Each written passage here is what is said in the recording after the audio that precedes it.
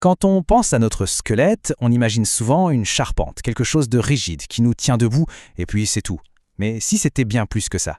Et si je vous disais que c'est en fait l'un des organes les plus dynamiques et les plus fascinants de notre corps? Croyez-moi, il y a beaucoup plus à découvrir qu'on ne le pense. Alors posons-nous la question, franchement. Cet échafaudage qui nous porte, est-ce que c'est juste un tas d'eau, c'est un assemblage de matériaux inertes, ou est-ce que ça cache quelque chose de bien plus vivant? Eh bien, la réponse est un non catégorique. Loin de là. L'os, c'est un organe vivant, un tissu complètement dynamique.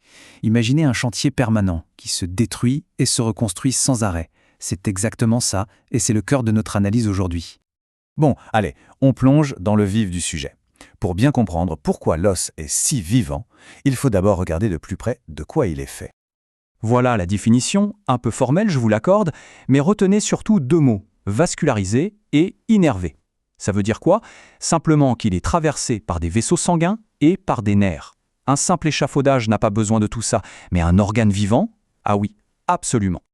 Et la matrice de cet os, c'est une pure merveille d'ingénierie. C'est un peu comme un béton armé naturel, un matériau composite ultra perfectionné.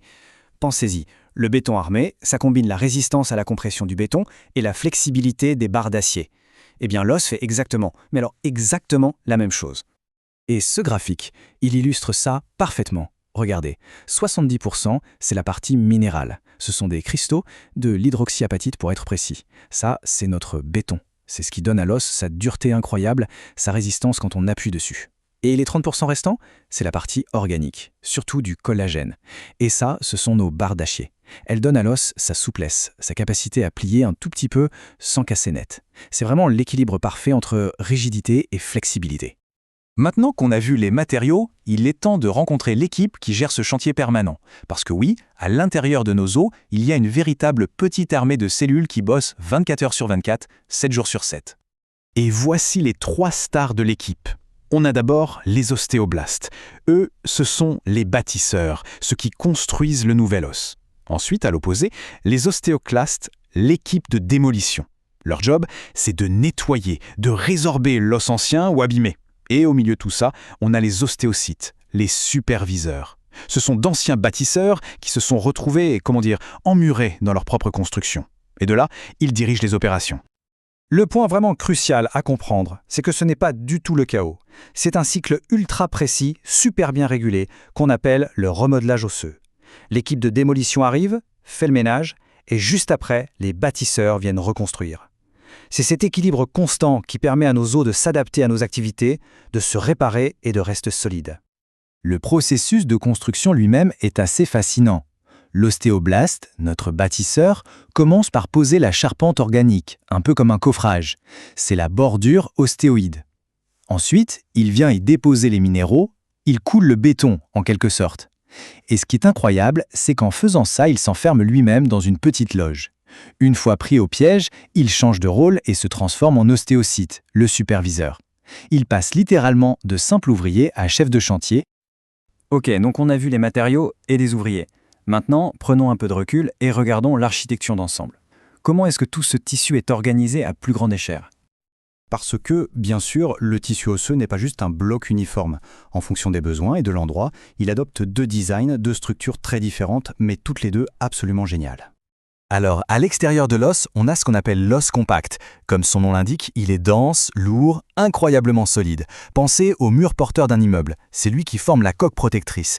Et puis, à l'intérieur, on trouve l'os spongieux. Lui, il a une structure qui ressemble à un nid d'abeille. Ça le rend beaucoup plus léger, mais il reste hyper résistant. C'est un agencement parfait pour supporter les charges sans alourdir le squelette. Et en plus, c'est dans ces cavités qu'on trouve la fameuse moelle osseuse, l'usine qui fabrique nos cellules sanguines. On arrive maintenant à la partie peut-être la plus surprenante, parce que le soutien, c'est le rôle le plus évident de l'os, on est d'accord. Mais il a d'autres missions, des missions qui sont absolument vitales pour notre survie. Évidemment, il y a le soutien, la structure, il y a la fonction mécanique, nos os sont des leviers sur lesquels les muscles tirent pour créer le mouvement. Il y a aussi la protection de nos organes précieux. Mais la 4e fonction, c'est la fonction métabolique, et celle-là, elle est fondamentale. L'os, c'est en fait la banque centrale de calcium et de phosphate du corps. Imaginez, 99% de tout le calcium de notre organisme est stocké là.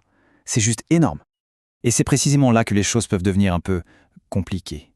Que se passe-t-il quand les différents besoins du corps entrent en conflit avec les besoins du squelette lui-même? Voilà le dilemme. D'un côté, le système nerveux a un besoin vital et constant de calcium pour fonctionner, à chaque milliseconde. De l'autre, le squelette a besoin de ce même calcium pour rester solide. Alors, en cas de pénurie, qui est prioritaire? La réponse du corps est sans appel. C'est toujours le métabolisme qui l'emporte. Toujours, le corps va privilégier ses besoins immédiats en calcium, même si ça veut dire affaiblir les os. Si l'on manque dans le sang, il va donner l'ordre à l'équipe de démolition d'aller puiser directement dans la structure de l'os. La survie à court terme passe avant l'intégrité de la structure à long terme. C'est une question de priorité vitale. Donc pour résumer, notre squelette est tout sauf un simple échafaudage. C'est un organe incroyablement dynamique, un chantier perpétuel et une banque de minéraux absolument essentielle. Cette petite équipe microscopique travaille sans relâche, au point de reconstruire entièrement notre squelette tous les 10 ans environ. Alors la vraie question qui se pose, c'est, au quotidien, qu'est-ce qui, dans nos habitudes, aide ou au contraire entrave cet incroyable travail ?